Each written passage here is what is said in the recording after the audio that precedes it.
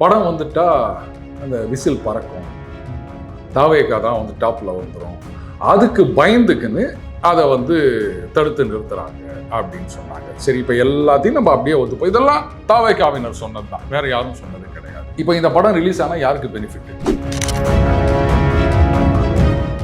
இந்த படம் ரிலீஸ் ஆச்சுன்னு சொன்னா இவங்க நினைக்கலாம், ஆஹா எங்க கட்சி எங்க போகுது பார் அப்படின்னு. ஆனா ரிலீஸ் ஆய்ந்ததுன்னு சொன்னா தாவேகா அப்பவே ஊத்திட்டு இருக்கோம். அதாவது தாவேகா மேல போச்சுன்னா என்டிஏக்கு லாஸ், நாதாகா ஓட்டு போகும்போது, விசிகா ஓட்டு போகும்போது, அப்புறம் திமுக பெரிதும் எதிர்பார்த்து கொண்டு இருக்கின்ற அந்த மைனாரிட்டி சப்போர்ட் அப்படின்றதும் குறையுது, இது வந்து தாவேகா பக்கம் போகுது அப்படின்றதும் ஒரு கருத்து இருக்கு. அப்போ திமுகவுக்கும் இது லாஸ். இப்போ திமுக, பாஜக, என்டிஏ எப்படி வச்சுக்காங்க, நிச்சயமா அவங்களுக்கு ஒரு லாஸ். அப்படின்னும் போது யாராவது இதை ரிலீஸ் பண்ணுவாங்க? ஃபினான்ஷியல் லாஸ் சொன்னா படம் எடுத்தவருக்கு இருக்கலாம், ஆனா தாவேகாவுக்கு எந்த விதமான லாஸும் கிடையாது. இந்த படத்தை ஜனங்க பார்க்கறதுனால, சொல்ல போனா அவங்க இவ்வளவு நாள் வரைக்கும் சொல்லிட்டு இருந்தது ஜனநாயகனை பார்த்தா இவங்க கட்சி வேல்யூ ஏறிடும் அப்படின்னு.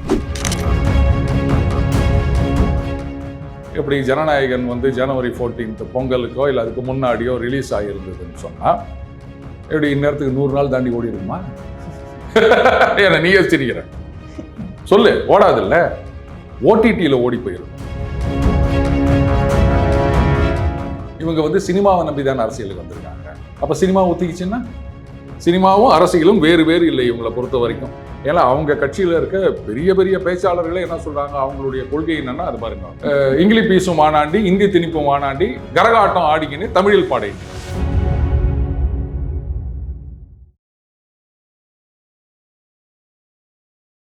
இளையபாரத நேயர்களுக்கு வணக்கம். இன்னைக்கு நம்ம நேர்களில் நம்ம சிறப்பு விருந்தினர் அரசியல் சக்கரவர்த்தி நம்ம அருண் சார் அறிஞ்சிருக்காரு. சார் வணக்கம் சார். வணக்கம் விக்ரம். இன்னைக்கு என்ன புதுசா மானியத்தேனை எல்லாம் சேர்த்துட்டேன்? இல்ல உங்க ஃப்ரெண்ட்ஸ் எல்லாம் கமெண்ட்ஸ் எல்லாம் வந்து திட்டுறாங்க சார், என்ன நீ அடமொழி இல்லாம அவரை நீ கூப்பிடுற, நீ அட்லீஸ்ட் ஜாம்பவான் அருணாவது நீ சொல்லி ஆகணும்ல அவரை நீ அப்படின்ற மாதிரி திட்டுறாங்க சார். சரி, இப்போ நம்ம எப்பவுமே நம்ம மூவி சம்பந்தமா நிறைய விஷயங்கள் நம்ம பார்த்துருக்கோம். இப்போ ரீசெண்டாக இப்போ ஜனநாயகமே வந்து, அதாவது தாவேகாவினர் என்ன சொல்றாங்க அப்படின்னா திமுகவும் பாஜகவும் தான் ரிலீஸ் பண்ணிருச்சு அப்படின்ட்டு. அந்த பக்கம் பாஜகவினர்கிட்ட கேட்டோம் அப்படின்னா இல்ல ஆதவர்ஜனாவே ரிலீஸ் பண்ணி விட்டாரு அப்படின்ற மாதிரி இஷ்டத்துக்கு பழிய போடுறாங்களே சார். யார் சார் ரிலீஸ் பண்ணது? உங்க வாயிலேருந்து வர வழிக்கவா? நான் தெரியாது சார். உங்களுக்கு தெரிய வைக்கிறேன், தெளிய வைக்கிறேன். ஒரு இன்வெஸ்டிகேட்டரா நான் உங்களுக்கு இன்னைக்கு ட்ரெயின் பண்றேன். ஒரு கிரைம் நடக்குது அப்படின்னு வச்சுக்கோங்களேன். முதல்ல வந்து அந்த கிரைம்னால ஹூ இஸ் த பெனிஃபிஷியரி அப்படின்னு பார்ப்பாங்க. எடுத்த உடனே அப்படிதான், ஒரு மர்டராக இருக்கட்டும் இல்லை ஒரு திருட்டாக இருக்கட்டும். அப்போ யாருக்கு ஆக்சஸ் இருக்கு அப்படின்றது, மோட்டிவ் இருக்குன்றது ஒன்று, இந்த மாதிரி நிறைய விஷயங்கள் வச்சு பார்ப்பாங்க. சரி, இன்னைக்கு வந்து நீங்கள் ஜனநாயகனை விடுங்க, பல திரைப்படங்கள் பல ஹீரோக்கள்லாம் பார்த்தீங்கன்னா பஞ்சு டைலாகு, அரசியலுக்கு வருவேன்றது இப்படியே தான் நடந்துட்டு இருக்கு. ரைட்டா? நிறைய பேருக்கு அரசியலுக்கு வரணும் அப்படின்ற ஆசை இருக்கு. அது ரெண்டாவது, அரசியலுக்கு வருவோம் அப்படின்னு சொன்னாதான் ரசிகர்கள் வந்து சினிமா பார்ப்பாங்க, படம் ஓடும் அப்படின்னு ஓட்டுறவங்களும் சில பேர் இருக்காங்க.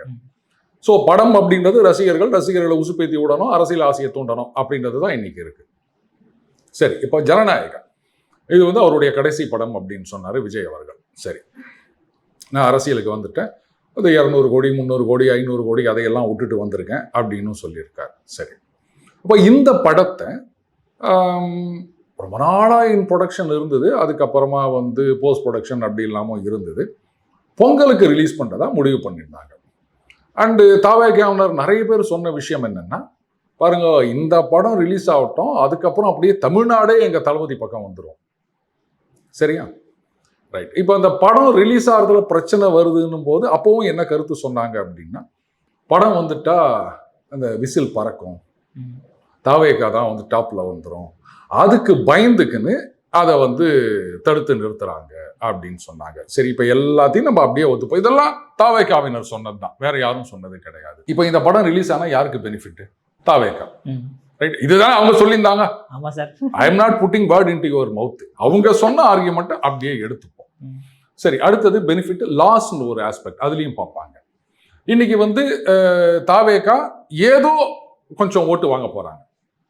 அந்த ஓட்டு எங்கேருந்து வருது அப்படின்றது வந்து குழப்பமா இருக்கு. திமுக தரப்பிலிருந்து ஒரு பெரிய அளவுக்கு வரப்போகுது, நியூட்ரல் ஓட்டர்ஸ் கொஞ்சம் வரப்போகுது. அதிமுக பாஜக தரப்பிலிருந்து வருவதற்கு வாய்ப்பு ரொம்ப ரொம்ப கம்மின்றது தான் என்னுடைய கருத்து. பட் ஒட்டு மொத்தத்துல எங்கேருந்து வரும்னு யாருக்குமே தெரியாது. அண்டு என்டிஏ பக்கத்துல என்ன நினைக்கலாம், நியூட்ரல் ஓட்டர்ஸ் அவர் தள்ளிட்டு போயிட்டாருன்னா நாம என்ன பண்றது? அதுக்கப்புறம் ஆட்சிக்கு எதிரான வாக்குகள், அதையும் ஏன்னா எப்பவுமே இந்த 3வது இது அப்படின்னு வரும்போது அந்த பக்கம் போறதுக்கு ஒரு சான்ஸ் இருக்கு. அப்போ இது என்டிஏக்கு ஒரு விதத்துல லாஸ். அதாவது தாவேகா மேல போச்சுன்னா என்டிஏக்கு லாஸ். நாதாகா ஓட்டு போகும்போது, விசிகா ஓட்டு போகும்போது, அப்புறம் திமுக பெரிதும் எதிர்பார்த்து கொண்டு இருக்கின்ற அந்த மைனாரிட்டி சப்போர்ட் அப்படின்றதும் குறையுது. இது வந்து தாவேகா பக்கம் போகுது அப்படின்றதும் ஒரு கருத்து இருக்கு. அப்போ திமுகவுக்கும் இது லாஸ். இப்போ இந்த படம் ரிலீஸ் ஆச்சுன்னா தளபதி புகழ் மேல போயிடும், இதுதான் அவங்க சொன்னது. சொல்ல போனா இதுல அப்படிப்பட்ட கருத்துக்கள் தான் இருக்கும். இந்த அரசியலுக்கு ஒரு அடித்தளமா தான் இந்த படம் இருக்கும்ன்றது நம்ம எல்லாருக்குமே தெரியும். சாதாரணமாவே இன்னும் அரசியல்ல நுழையாதவங்களே வந்து இந்த மாதிரி வந்து மக்களுக்கு நான் நல்லது செய்வேன் அப்படி இப்படின்ற மாதிரிலாம் பஞ்ச் டைலாக் வைக்கும் போது, அரசியலுக்கு வந்து கட்சி ஆரம்பிச்சு இத்தனை வருஷம் ஆன விஜய் அவர்கள் அந்த மாதிரி விஷயங்களை சினிமால வைக்காம இருந்திருப்பாரா? நிச்சயமா அதுல இருக்கும். அப்போ இந்த படம் வந்தா பெனிஃபிட் வந்து தாவேகாவுக்கு, விஜய்க்கு. லாஸ் அப்படின்றது இது மேல போனா என்டிஏக்கும் லாஸ், திமுக கூட்டணிக்கும் லாஸ். இப்போ திமுக, பாஜக, என்டிஏ இப்படி வச்சுக்காங்க. நிச்சயமா அவங்களுக்கு ஒரு லாஸ். அப்படின்னும் போது யாராவது இதை ரிலீஸ் பண்ணுவாங்களா? படத்தை ரிலீஸ் பண்ணா பார்த்தீங்களா தளபதி அப்படின்னு அவருடைய மவுஸ் ஏறும் போது இந்த காரியத்தை யாராவது பண்ணுவாங்களா? ஸோ என்டிஏவோ இல்லை திமுகவோ இதை பண்ணியிருக்கிறதுக்கு வாய்ப்பே இல்லை. மறுபடியும் சொல்றேன், இதை வந்து கண்டுபிடிக்கணும் அப்படின்னா சுலபமாக கண்டுபிடிக்கலாம். ஏன்னா அதில் வந்து ஏதோ செக்யூரிட்டி மார்க்கிங்லாம் இருக்கும் அப்படின்னு சொல்றாங்க. சினி ஃபீல்டில் இருக்கவங்களை கேட்டால் தெரியும். இது ஒன்றும் ஒரு பெரிய விஷயம் கிடையாது கிராக் பண்ணுறது அப்படின்றது. இப்போ லாஸ் விட்டுடுவோம். லாஸ் வந்து தாவேகாவுக்கு கிடையாது. ஃபினான்ஷியல் லாஸ் சொன்னால் படம் எடுத்தவருக்கு இருக்கலாம். ஆனால் தாவேகாவுக்கு எந்த விதமான லாஸும் கிடையாது. இந்த படத்தை ஜனங்க பார்க்கறதுனால சொல்ல போனால் அவங்க இவ்வளோ நாள் வரைக்கும் சொல்லிட்டு இருந்தது ஜனநாயகனை பார்த்தா இவங்க கட்சி வேல்யூ ஏறிடும் அப்படின்னு. அப்போது லாஸ்னும் போது நான் சொன்ன மாதிரி என்டிஏ திமுக செஞ்சதுக்கு வாய்ப்பில்லை. இப்போ கெயினுக்கு வருவோம். இந்த படம் ஒழுங்காக ரிலீஸ் ஆகிருந்ததுன்னு சொன்னால் தாவேகா எதிர்பார்த்தது அதுதானே, ஜனங்க வந்து அப்படியே இந்த பக்கம் வருவாங்க அப்படின்னு. அப்போ கெயின் தாவேகாவுக்குன்னும் போது அந்த ஹூ இஸ் த பெனிஃபிஷரி அப்படின்னும் போது யார் மேலே சந்தேகம் வரும்? ஏன்னா எப்பவுமே ஒரு விஷயத்துல வந்து எவிடன்ஸ் இல்லை அப்படின்னும் போது ஃபர்ஸ்ட் லாஜிக்கலா அப்ரோச் பண்ணுவாங்க. இன்வெஸ்டிகேஷன் அப்படித்தான் போகும். இப்போ லாஜிக்கலாக நீங்கள் வந்து இதை அனலைஸ் பண்ணும்போது பெனிஃபிஷரி இது தாவேகாவாகத்தான் இருக்க முடியும், வேற சான்ஸே கிடையாதுன்றது புரியுது. அப்போ நேச்சுரலி உங்க சஸ்பிஷன் அந்த பக்கம் தான் போகும். இதை வச்சு தான் இன்வெஸ்டிகேஷன் ஆரம்பிப்பாங்க. மறுபடியும் சொல்றேன், இது இன்வெஸ்டிகேஷன் டெக்னிக் தானே தவிர அவங்க தான் பண்ணாங்கன்னு நான் சொல்லலை. பட் லாஜிக்கலா ஒரு இன்வெஸ்டிகேட்டர் இப்படித்தான் திங்க் பண்ணணும், இப்படித்தான் பண்ணுவார், இப்படித்தான் ப்ரொசீட் பண்ணுவார். இதுல வந்து பாஜக ரிலீஸ் பண்ணாங்க, திமுக ரிலீஸ் பண்ணாங்க அப்படின்னா இதை விட ஒரு பைத்தியக்காரத்தனமான ஒரு அக்யூசேஷன் இருக்கிறதுக்கு வாய்ப்பே கிடையாது. சொல்லப்போனா நான் ஏற்கனவே சொல்லியிருந்தேன், இந்த படம் ரிலீஸ் ஆச்சுன்னு சொன்னா இவங்க நினைக்கலாம் ஆஹா எங்க கட்சி எங்க போகுது பார் அப்படின்னு. ஆனா ரிலீஸ் ஆய்ந்ததுன்னு சொன்னா தாவேகா அப்பவே ஊத்திட்டு இருக்கோம். சினிமாவையே ஓட வைக்க முடியாத ஒரு நடிகரால அரசியல் கட்சியை ஓட வைக்க முடியுமான்னு கேள்வி கேட்பாங்க. எப்படி ஜனநாயகன் வந்து ஜனவரி 14 பொங்கலுக்கோ இல்லை அதுக்கு முன்னாடியோ ரிலீஸ் ஆகியிருந்ததுன்னு சொன்னா எப்படி இந்நேரத்துக்கு 100 நாள் தாண்டி ஓடி இருக்குமா? ஏன்னா நீ யோசிச்சிருக்கிற சொல்லு, ஓடாது இல்ல, ஓடிடியில் ஓடி போயிருக்கும், அங்கேயும் ஓடி போயிருக்கும். அப்போ நேச்சுரலி இந்த கேள்வி வருமா வராதா? என்னங்க தமிழகம் முழுக்க ஒவ்வொரு வீட்லையும் ஒரு விஜய் ஒரு விஜய் இருக்கான்னு சொல்றீங்க. அப்போ ரேஷன் கார்டே வந்து 2.5 கோடி ரேஷன் கார்டு இருக்குப்பா. ஒவ்வொரு வீட்லையும் ஒரு விஜய் அப்படின்னு சொன்னா 5 கோடி விஜய். தமிழ்நாட்டில் பதிவார வாக்குகளே 4 கோடி சம்திங் தான். 5 லட்சம் விஜய். இதுலேருந்தே தெரியுது இதுல நிறைய பேருக்கு வந்து 5 கோடி இவங்க சொல்ற கணக்குப்படி. அப்போ நிறைய பேருக்கு ஓட்டு இல்லைன்றது இந்த கணக்குலேருந்தே தெரியுது இல்லையா? அப்போ இந்த கணக்குப்படி பார்த்தவங்கன்னா இதுக்கு முன்னாடி வந்த அத்தனை படமும் மினிமம் 100 நாள் ஓடி இருக்கணும் ஹவுஸ்ஃபுல்லா. எந்த படம் ஓடிச்சு எனக்கு சொல்லுங்க? எதுவுமே ஓடலை. அப்போ இந்த படம் ஊத்திக்கிச்சின்னு சொன்னா இப்போ அந்த இடைத்தேர்தல்கள்லாம் அவங்க போட்டியிடலை. ஒருவேளை போட்டிட்டு ஊத்திக்கிச்சுன்னா என்ன பண்றது? அசிங்கமா போயிடும். எம்ஜிஆர் துணிஞ்சு அந்த முடிவு எடுத்தார். கட்சி ஆரம்பிச்ச ஒரு சில மாசத்திலேயே பாராளுமன்ற இடைத்தேர்தலில் போட்டி போட்டு 50% மேல வாக்கு வாங்கி அதிமுக என்னன்றதை நிரூபிச்சார். ஆனா இவங்களுக்கு பயம். நம்ம ஜெயிக்கலைன்னாலோ இல்லை ஜெயிக்கலைன்னா கூட 2வது இடத்துல வந்தா கூட ஓரளவுக்கு ஓகேன்னு சொல்லலாம். ஆனா அவர் ஹீரோன்ற ஹைப்புக்கு எங்க இருந்தாலும் ஜெயிச்சிருக்கணும். தோத்துந்தா அசிங்கம். அதை விட மோசம் டெபாசிட் காலி ஆகிந்ததுன்னு சொன்னா சுத்தம். அதுக்கப்புறம் யாரும் அந்த கட்சி பக்கமே வரமாட்டாங்க. அதனால கூட அவங்க இடைத்தேர்தல்களில் போட்டியிடாமல் இருந்திருக்கலாம். இவங்க சினிமாவை நம்பி தானே அரசியலுக்கு வந்திருக்காங்க. அப்போ சினிமா ஒத்திக்கிச்சுன்னா சினிமாவும் அரசியலும் வேறு வேறு இல்லை இவங்களை பொறுத்த வரைக்கும். ஏன்னா அவங்க கட்சியில் இருக்க பெரிய பெரிய பேச்சாளர்களே என்ன சொல்றாங்க, அவங்களுடைய கொள்கை என்னன்னா அது பாருங்க, என்னது இங்கிலீஷ் பீசும் மாநாண்டி, இந்தி திணிப்பு மாநாண்டி, கரகாட்டம் ஆடிக்கின்னு தமிழில் பாடேண்டி. இது ஒரு கொள்கை வசனம். இந்தி திணிப்புக்கு எதிராக அன்னைக்கே பேசியிருக்காரு அப்படின்னு. அப்ப எல்லாமே சினிமா சார்ந்து தான் இருக்கு அப்படின்னும் போது சினிமா ஒத்துக்கிச்சுன்னு சொன்னா யாராவது அந்த கட்சி பக்கம் போயிருப்பாங்கன்னு நினைக்கிறீங்க? 234 தொகுதியில வேட்பாளரே முதல்ல கிடைச்சிருக்காது. அப்புறம் தானே உங்களுக்கு ஓட்டு வர்றதுக்கு. ஸோ அதுதான் நான் சொன்னேன், இது ஏங்க இவ்வளோலாம் இது பண்ணி நிற்கிறீங்க, பேசாம படத்தை ரிலீஸ் பண்ணி விட்டுடலாம், சுத்தமா தாவேக்கான்றது ஒன்று இல்லாம போயிடும் அப்படின்னு. ஒருவேளை பாஜக சதினா இப்படி இருந்திருக்கலாம் விக்ரம். இந்த படம் ரிலீஸ் ஆகி தாவேக்கா இப்பவே ஊத்திக்கிச்சின்னு சொன்னா அவங்க திமுக ஓட்டை பிரிக்கிறது நின்றுரும். அதனால படம் ரிலீஸ் ஆக வேண்டாம், அப்படியே இருக்கட்டும், அவங்க திமுக ஓட்டை பிரிக்கட்டும், நாம ஜெயிச்சிடலாம், மே 4ஆம் தேதிக்கு அப்புறம் அந்த படத்தை ரிலீஸ் பண்ணி ஒன்றும் இல்லாம ஆக்கலாம். இப்படி ஒன்னா சரி இருக்கலாமே தவிர மற்றபடி இந்த படத்தை ரிலீஸ் பண்ணதுல திமுக, பாஜக, அதிமுகவுக்கு எந்த விதமான சம்பந்தமும் கிடையாது. இந்த படம் ரிலீஸ் ஆயிருந்ததுன்னா அவங்க நினைக்கிற மாதிரி தாவேகா தான் டாப்பு அப்படின்றதுக்கும் எந்த வாய்ப்பும் கிடையாது. ஏதோ ரிலீஸ் ஆச்சுன்னா ரைட்டு. முன்னாடிலாம் ஏதோ ஒரு வெப்சைட் ஒன்று இருக்கும், தமிழ் ராக்கர்ஸ், ஞாபகம் இருக்கா? அந்த மாதிரி ஒரு வெப் சீரிஸ் அதுலேயும் நான் நடிச்சிருக்கேன். டைரக்டர் அறிவழகன் அவர்கள் எடுத்திருந்தாரு. ஸோ அதில் நானும் ஒரு சின்ன ரோல் பண்ணியிருக்கேன். அப்பப்போ நம்மளை பற்றி அப்படி சொல்லிக்கணும்ல. இப்போ அதெல்லாம் கிடையாது. இப்போ இப்படி அந்த படம் வந்ததுனால சரி ரைட்டு, தயாரிப்பாளருக்கு லாஸு, தேட்டர்களுக்கு லாஸு, டிஸ்ட்ரிபியூட்டர்களுக்கு லாஸு, நான் ஒத்துக்கிறேன். எந்த ஒரு இன்டெலெக்சுவல் ப்ராப்பர்ட்டி, இதில் எங்கே இன்டெலெக்சுவல் இருக்குன்னு கேட்காதீங்க, பட் அப்படி தான் சொல்லுவாங்க. அதை எடுக்கிறவங்களுக்கு அந்த உழைப்பு அதெல்லாம் லாஸ் தான். அதை நான் இல்லைன்னு சொல்லலை. இது ரொம்ப தவறான ஒரு இது. நான் பார்க்கல இது வரைக்கும். யாரோ பார்த்து என்னென்னவோ சொல்றாங்க, இதுக்கு ஏதாவது விமர்சனம் போடுவாங்களா? பட் சட்டப்படி சிக்கல் இருக்குது. அதனால ரிலீஸ் ஆகாத படத்துக்கு நீங்க விமர்சனம், அது ரிலீஸ் ஆகாத படத்துக்கு விமர்சனம் நடந்த வரலாறும் இருக்கின்றதுன்னு நினைக்கிறேன். சரி, அந்த பக்கம் நம்ம போக வேண்டாம். என்ன ஒண்ணு இதை வச்சு ஏதோ மைலேஜ் தேடலாம் அப்படின்னு நினைப்பாங்க. ஒரு பரிதாபம் பார்த்தீங்களாங்க, அவர் படம் இது மாதிரி ஆயிடுச்சிங்க அப்படின்னா விடுங்க, அது ஊற்றிக்க போதுன்னு முடிவாயாச்சு. அதனால அது எப்படி ஆனா என்ன, அவ்வளோதான். மற்றபடி இவங்க பழி போடுறதை என்னால் ஏற்றுக்க முடியாது விக்ரம். ஓகே சார், நீங்கள் சொல்கிற மாதிரி அப்படி அவங்க தாவேக்காவினர் சைட்லேருந்து ரிலீஸ் பண்ணி இருக்கிற மாதிரி ஒரு இதுவாக இருந்தாலும் கூட அந்த ப்ரொடியூசரை திங்க் பண்ணி பார்க்க மாட்டாங்க. நம்மளை நம்பி படம் போட்டவன், காசு போட்டவன், அவனுக்கு துரோகம் பண்ணுறமே அப்படின்ட்டு அட்லீஸ்ட் நான் காசை கொஞ்சம் கொடுத்துட்றேன் அப்படின்னு சொல்லியிருந்தா பரவாயில்ல. இல்லை, அதையுமே பண்ணல இல்லை சார் அவங்க. அப்புறம் அதாவதுங்க தாவேகா சைட்லேருந்து தான் ரிலீஸ் பண்ணாங்கன்னு நான் சொல்லலை. அந்த பெனிஃபிஷியரி அவங்க தான். இதுதான் லாஜிக்கலாக நான் சொல்கிறேன், இன்வெஸ்டிகேட்டிங் டெக்னிக் அப்படின்னு.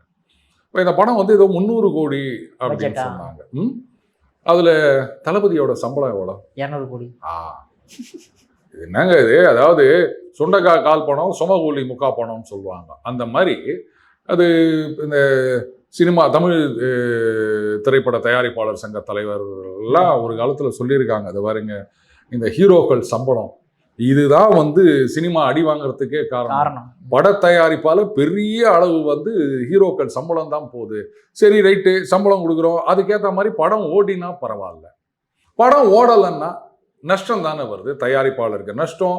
ஒருவேளை தயாரிப்பாளர் சோகா டிஸ்ட்ரிபியூட்டர்கிட்ட தள்ளி விட்டுட்டு முதலையே காசு வாங்கிட்டு போனான்னு சொன்னால் டிஸ்ட்ரிபியூட்டர்களுக்கு நஷ்டம், தேட்டர்களுக்கு நஷ்டம், இப்படி டவுன் த லைன் எல்லாருக்கும் நஷ்டமாகுது. அண்ட் இன்னைக்கு இன்னொரு குற்றச்சாட்டு என்னன்னா பாருங்க, இவங்க தேட்டர் ரைட்ஸ் விற்கிறாங்க, அதுக்கப்புறம் ஓடிடின்றாங்க, உலக ரைட்டுன்றாங்க, அதனால தயாரிப்பாளராக ஏதாவது பண்ணிடுவாரு, மற்றபடி டிஸ்ட்ரிபியூட்டர் தேட்டர் அவங்கெல்லாம் என்ன பண்ணுவாங்க. அதனால தான் பார்த்தீங்கன்னா ஓடிடி படம் ரிலீஸ் ஆகி இத்தனை நாள் கழிச்சு தான் ஓடிடி கொடுக்கணும் அப்படின்னு ஒரு கோரிக்கை வச்சிருக்காங்க.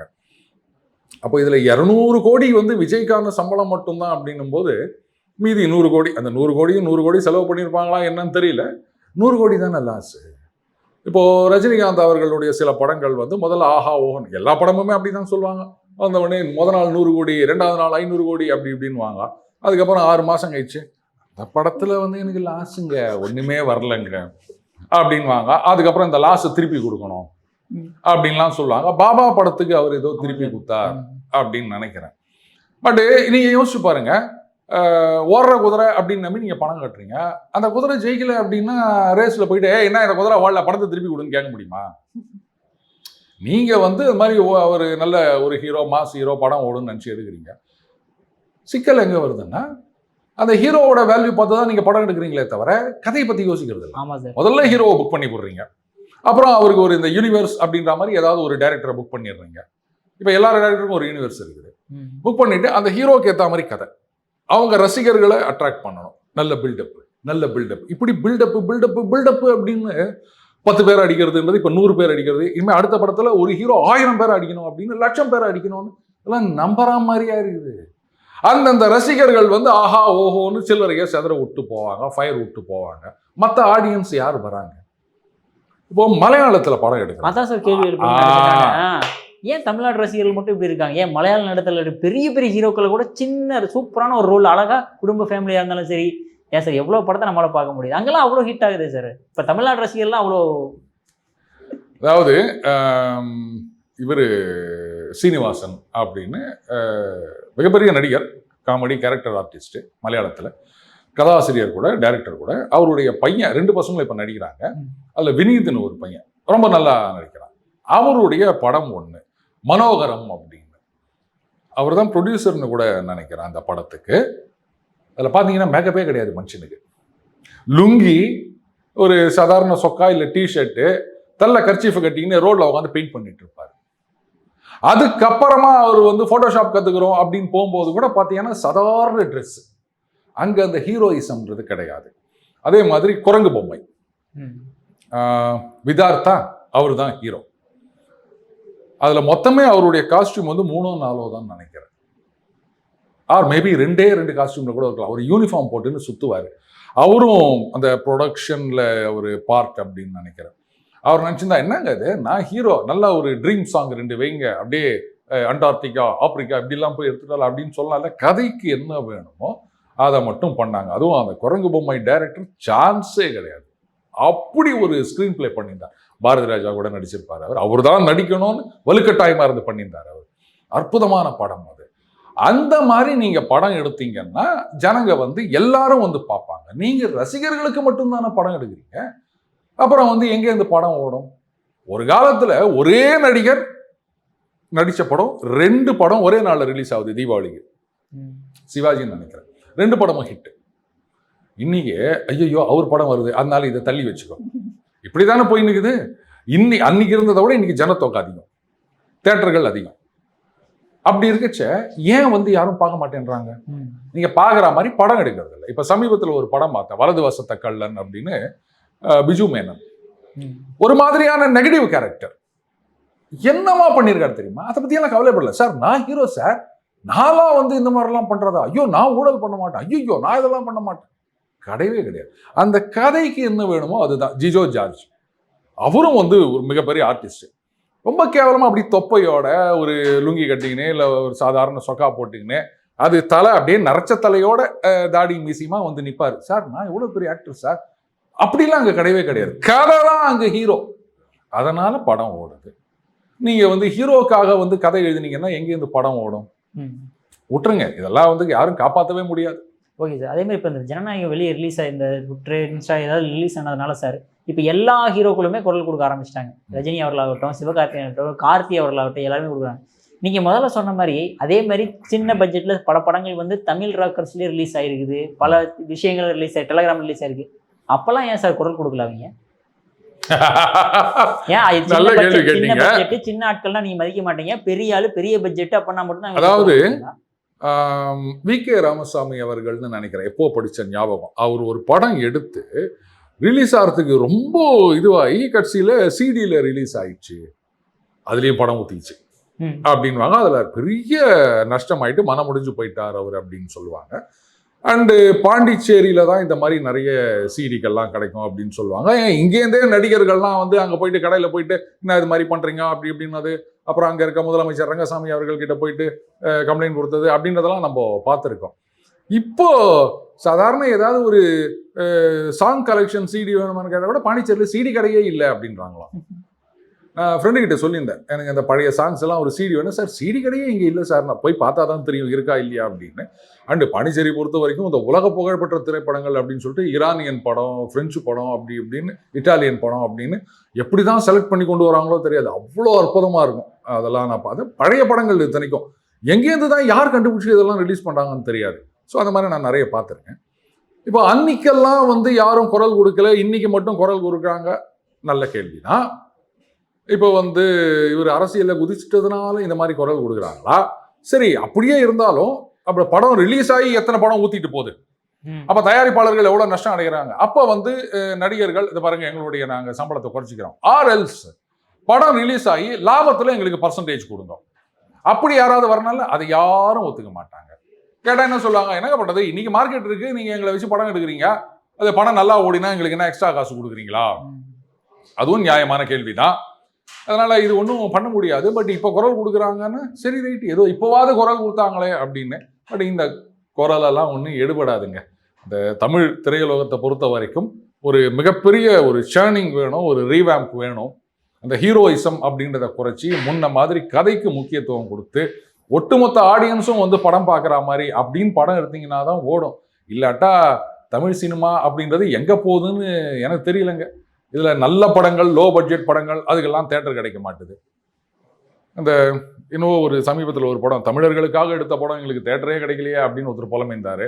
அதே மாதிரி நம்ம கூட பார்த்துருக்கோம், பராரின்னு ஒரு படம், அற்புதமான ஒரு படம். அதே மாதிரி ஜமான் ஒரு படம், என்ன ஆக்டிங் தெரியுமா அதில். அந்த ஹீரோவா நடித்த பையன் சான்ஸே கிடையாது. அவர் வந்து ஸ்திரீ பார்ட் கட்டுவார் கூத்துல. பார்த்தீங்கன்னா நான் கூட முதல்ல வந்து ஏதோ சந்தேகப்பட்டேன், அவர் குரலே அப்படித்தானா அப்படின்னு சொல்லிட்டு. ஸ்திரீ பார்த்து கட்டி கட்டி அந்த அதுவும் கத்தி பேசணும். கத்தி பேசும்போது ஆம்பளை குரலா இருக்கும்னா இல்லை, ஒரு மாதிரியான பெண் குரலா கத்தி பேசுவாங்க. நீங்க அந்த கூத்து பார்த்தீங்கன்னா தெரியும், மக்கள் டிவியில மட்டும்தான் அந்த தெருக்கூத்தெல்லாம் போடுறாங்க. அந்த மாதிரியே அவருடைய குரல், நடை, உடை, பாவனை அதெல்லாம் அவர் பண்ணியிருப்பார். குடுமி வேற வச்சிருப்பார் ஸ்திரீ பாட்டு போடணுன்றதுக்காக. அற்புதமான படம். யார் வந்து சான்ஸ் கொடுக்குறாங்க?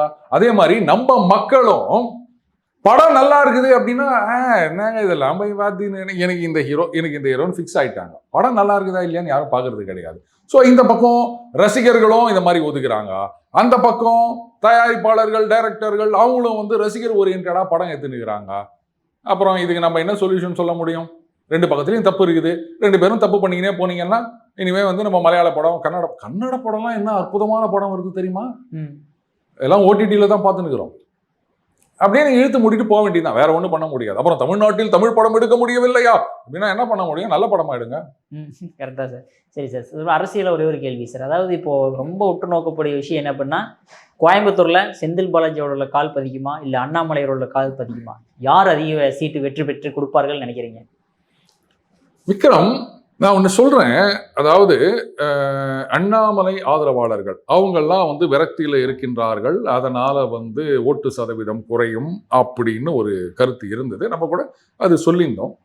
ஆனா இப்போ பாஜக மேலிடமும் சரி, அதிமுக மேலிடமும் சரி, அண்ணாமலையுடைய அந்த ஒரு இன்டிஸ்பென்சிபிலிட்டி அப்படின்றத புரிஞ்சிட்டு இருக்காங்க. அதனால அவருடைய பிரச்சாரம் அப்படின்றது ஒரு மிகப்பெரிய இதுவாக இருக்க போகின்றது. ஸோ அவருடைய ஆதரவாளர்கள் என்னதான் வந்து ஒரு வருத்தம் அப்படி இருந்தாலுமே கடைசி நேரத்தில் அவங்க அண்ணாமலை சொல்றத கேட்பாங்க அப்படின்னு நான் நம்புறேன்.